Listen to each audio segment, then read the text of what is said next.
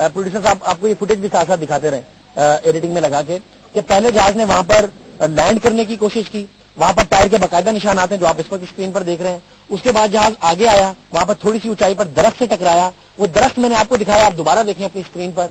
उस दरख्त से टकराने के बाद दरख्त देख लें आपके किस डायरेक्शन में टिल्ट हो गया है। जहाज मैंने आपको उड़ता हुआ दिखाया कि जहाज किस डायरेक्शन में जाता है यहाँ से, और बेनजीर लैंड करता है। तो वहां से जहाज दोबारा उठा है, टुकड़े टुकड़े हुए हैं, कुछ टुकड़े यहाँ गिर गए, जो कि पीछे आप देख रहे हैं वो जला हुआ टुकड़ा है। अनफॉर्चुनेटली लोग बहुत नहीं देख पा रहे आप, वहां गिरा है, बहुत सारे टुकड़े गिरे, इंजन कहीं गिरा, पर कहीं गिरे हैं, जहाज की दुम कहीं गिरी है। इस तरीके से सारा का सारा मामला हुआ है।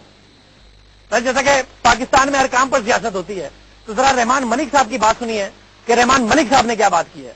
जी सिविल एविएशन से सुबह बात हुई है, तो मैंने पूछा इसकी हमें बताएं कि ये कैसे हुआ। उन्होंने कहा जी कि ये जहाज बोजा एयरलाइन ने अपना लिया था और इसके लिए जो उनकी टेस्टिंग टीम होती है वो साउथ अफ्रीका गई थी और वो जाकर तसल्ली करके अपने जो इंटरनेशनल स्टैंडर्ड को पूरा करके उन्होंने ये जहाज लाए थे। लेकिन इंटरनेशनल स्टैंडर्ड क्या थे और जो हमारी टीम ने वहां पे जाके उस इंटरनेशनल स्टैंडर्ड को कैसे टेस्ट किया, दैट इज वेरी इंपॉर्टेंट। और मैंने आपको ये कहा है कि पूरी टीम को इंटरोगेट करें। अगर किसी का क्रिमिनल इंटेंट था और किसी ने जानबूझ के उसको क्लियर किया है तो वो मैं एश्योर कराता हूं कि वो किसी सूरत भी क्लियर नहीं किया जाएगा। एयरलाइन वाला उसको भी सोचना चाहिए था ना कि अगर वो उसके पास पैसे नहीं है तो एक पुराने जहाजों से टूटे फूटे रिक्शों से तो ना चलाए एयरलाइन चलाए।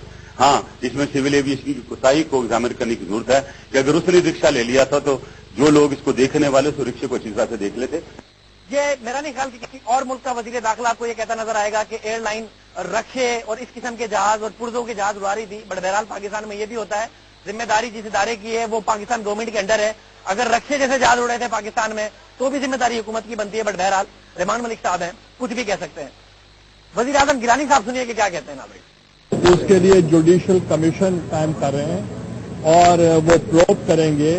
अभी जब तक तहकीकात मुकम्मल न हो हम इसके कंक्लूजन पे नहीं आ सकते। मैं तमाम रेस्क्यू ऑपरेशंस के लिए और तमाम टीम को हम सबको उनकी जो काविशें की हैं एक ही रात में, तो वो उनको भी मैं अप्रिशिएट करता हूँ। कॉम्पेंसेशन जो है वो एयरलाइंस की ड्यूटी है और मुझे उम्मीद है कि उनको मिल चुका होना चाहिए।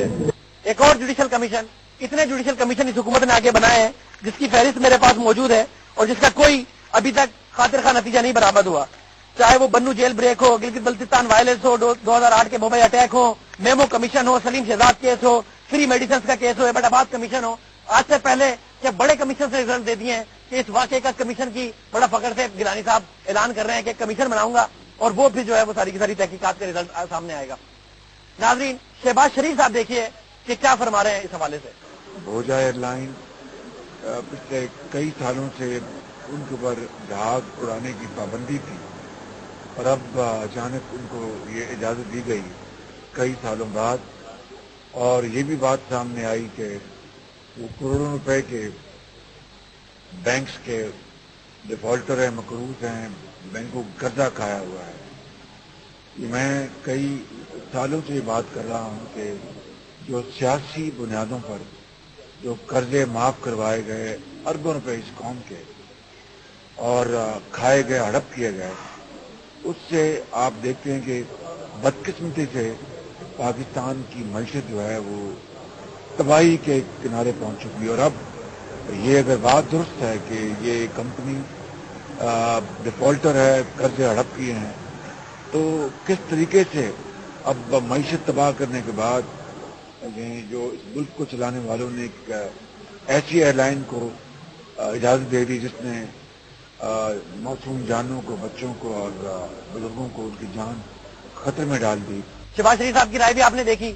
ये अब एक पॉलिटिकल बयान है या वो बड़ा दिल का दर्द रखते हैं, ये खुद अवाम फैसला करे। बट बहरहाल वो भी इस बात की शिकायत कर रहे हैं कि एक ऐसी कंपनी को आपने कैसे लाइसेंस दे दिया, एक ऐसी कंपनी कैसे जहाज चलाएगी जो कि डिफॉल्टर हो, जो कि कर्ज की नादेंदा हो। बहरहाल हुकूमत के अपने फैसले हैं। बॉटम लाइन ये है कि 127 लोगों की, मासूम लोगों की, जो बड़ा खुशी खुशी कराची से निकले थे, जाने चली गई हैं।